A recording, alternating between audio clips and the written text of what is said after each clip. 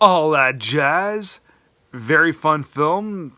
Kind of bit of an autobiographical film about Bob Fosse. A bit of an autobiographical film.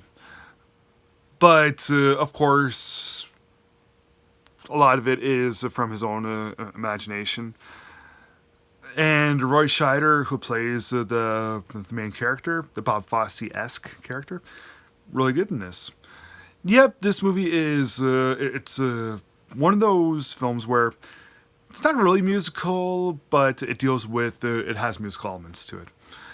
It's kind of like Saturday Night Fever, but or Staying Alive, but instead of a guy that's hopeful for trying to make it big as a dancer, it's about this dancing instructor who tries to stay big. He has all these bad habits, really every bad habit in the book, but he's not really breaking any sort of habits, really. So while he is dealing with all the women that he's juggling, like, because he's a big cheater. Yeah, the movie follows this non-linear sort of fashion with his imagination and his deteriorating health and all these bad habits that are building and building to him.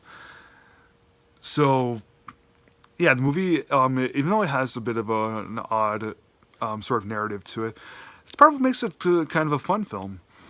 It isn't like 8.5, but you can still kind of see that that's a little bit of where Bob Fosse got a little bit of his inspiration for telling the story. You just can. Yeah, I do think that All That Jazz is it's a mighty fine constructed film because you have all this really great choreography and the general look of the film is also really good. A few years before, Bob Fosse did Cabaret, the film that defeated The Godfather for Best Director at the Oscars. Well, Cabaret, better film, better look, but I don't want to take anything away from All That Jazz. Because even though Cabaret has the better look to it, the general look of All That Jazz is still, it's still pretty high up there. So even though All That Jazz isn't quite Bob Fosse's best film, it still is one of those big staples in dance films. It's one of those big staples in films about music in general. And Roy Scheider does a really good job in this. Is he as good in this as he is in Jaws? Not quite. But so what? I still think that if you like films, if you like dancing, definitely see All That Jazz.